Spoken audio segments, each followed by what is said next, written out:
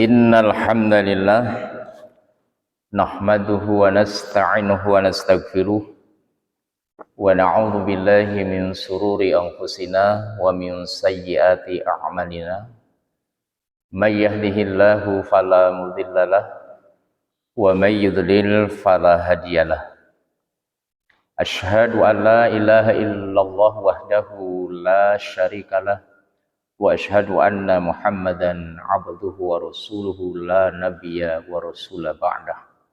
Allahumma salli wa sallim wa barik ala Muhammad wa ala alihi wa ashabihi wa man tabi'ahum bi ihsanin ila yaumil qiyamah, amma ba'd.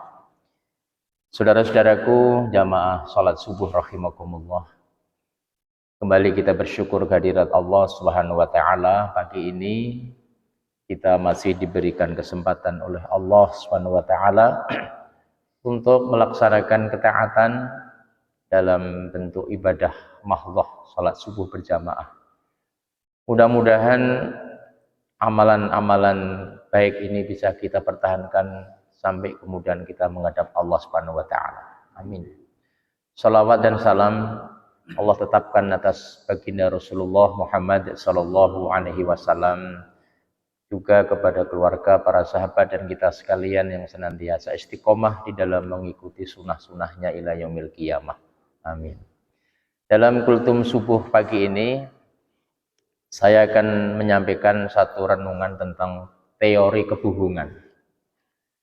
Jadi ada satu pemikir ya dari barat sana yang mengatakan gini kurang lebih, kebohongan itu atau sesuatu yang selalu dipromosikan walaupun itu kebohongan, itu nanti lama-lama dianggap benar. Jadi ternyata tidak semua yang kemudian kita anggap benar itu bermula dari hal yang benar. Jadi sesuatu kebohongan, sesuatu yang enggak benar tapi terus saja diulang-ulang, itu nanti akhirnya terbentuk sebuah pemahaman kebenaran walaupun nyatanya enggak benar. Dan teori ini tampaknya bukan teori baru ya. Sebelum ilmuwan atau pemikir barat ini menulis pandangannya, itu di narasi-narasi Al-Quran itu sudah ada. Bahkan dalam kehidupan real di masa Rasulullah dan para sahabat sudah ada. Jadi satu kebohongan tapi terus dipromosikan, akhirnya diikuti orang.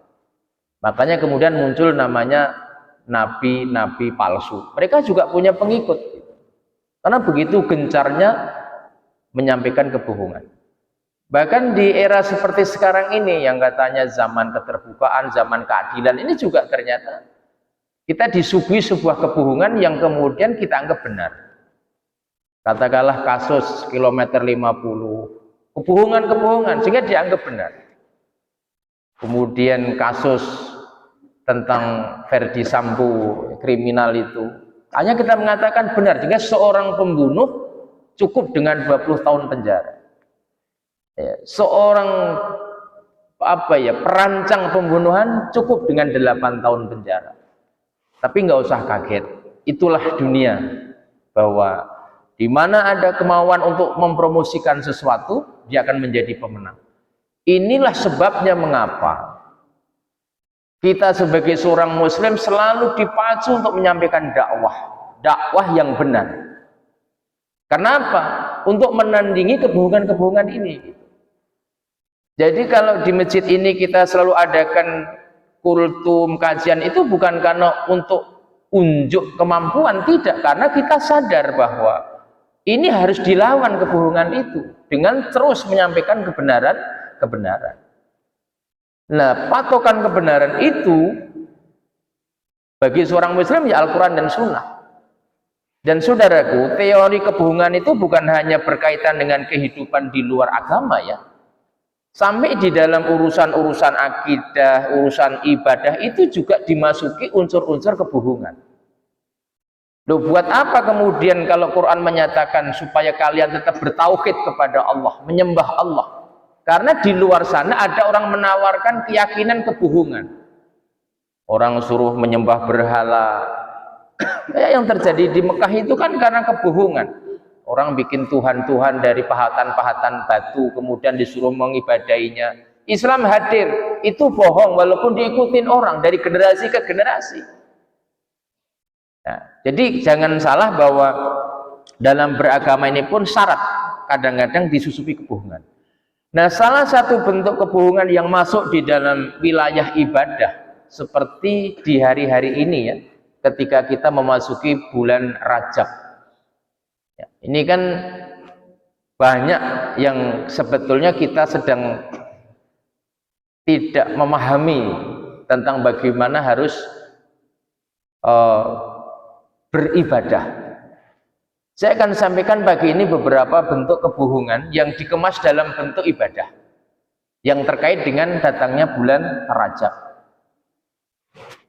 Pertama,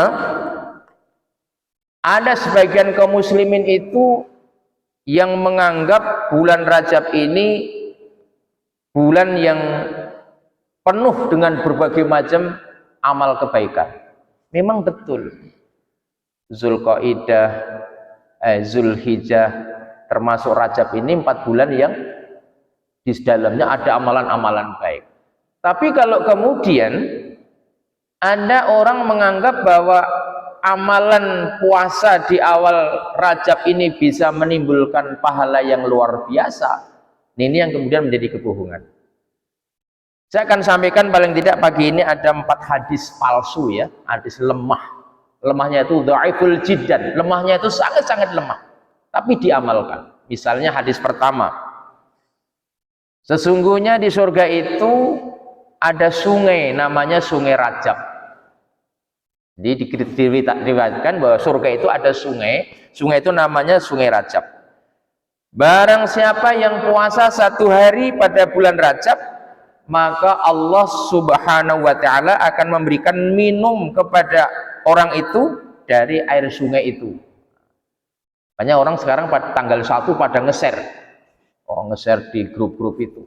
Bahkan malah ada hadis barang siapa yang memberitahu tentang Mas bulan Rajab akan diampuni dosanya 80 tahun. Luar biasa kebohongan ini.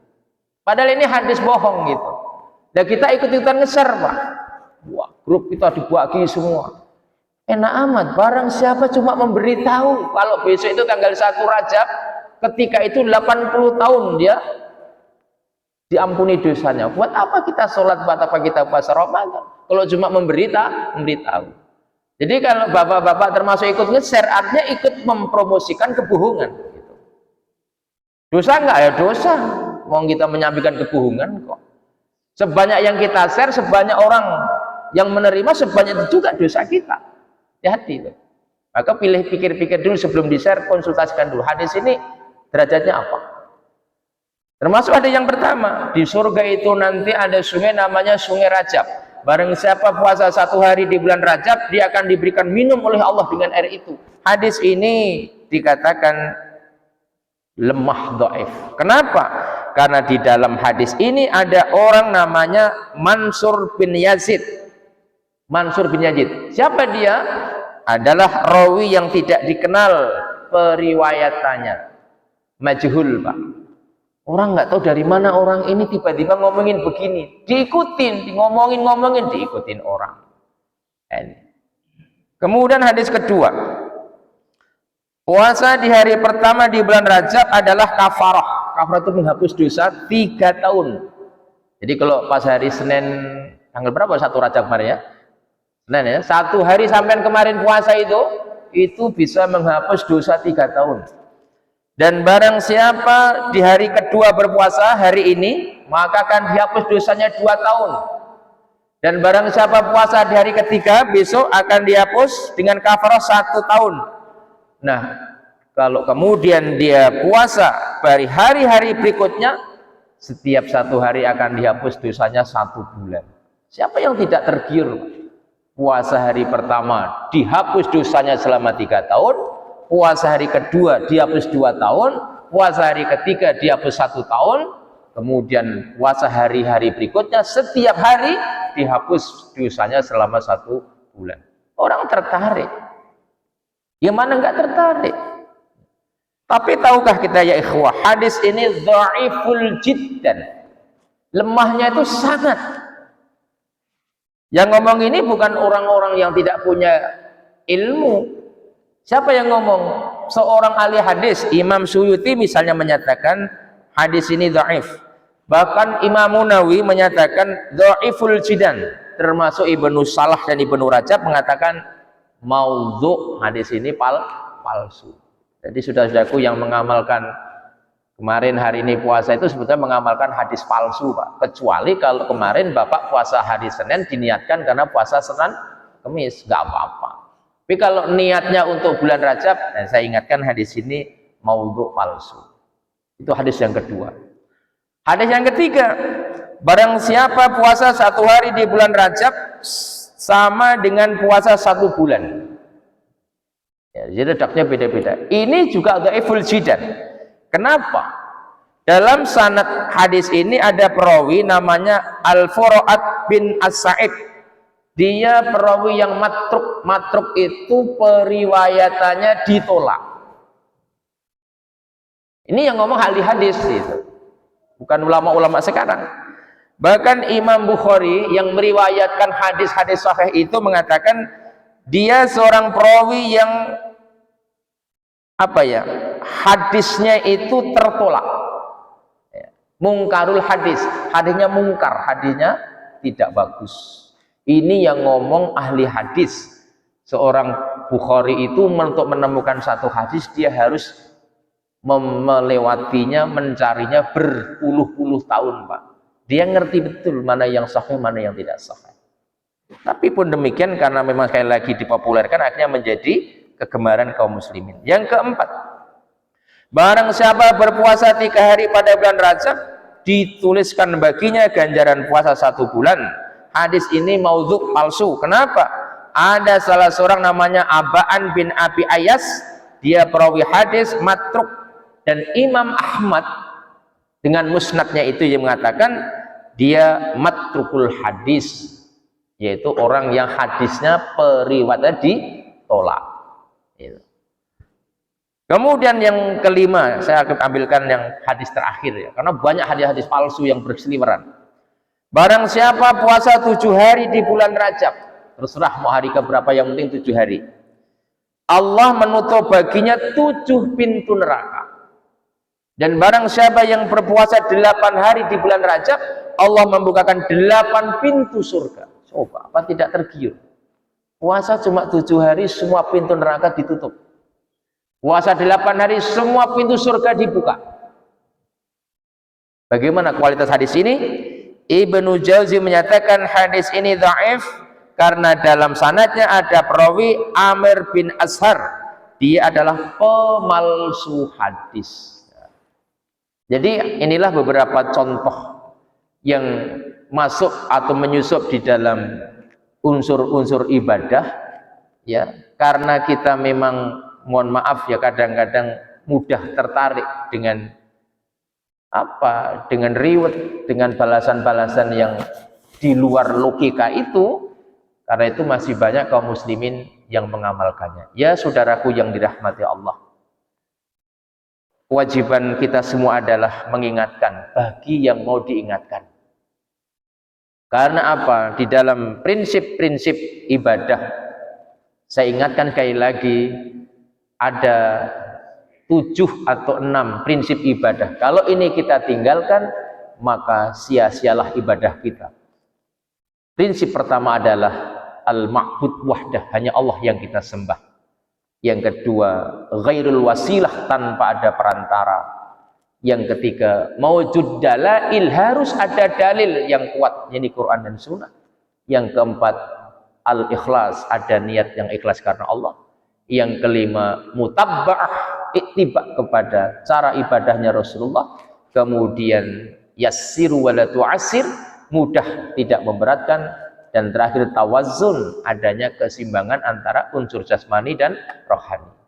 Saudaraku, mudah-mudahan kultum subuh ini bisa menjadikan renungan kita semua, dan cukuplah Allah dan Rasul menjadi teladan kita di dalam segala urusan kehidupan ini.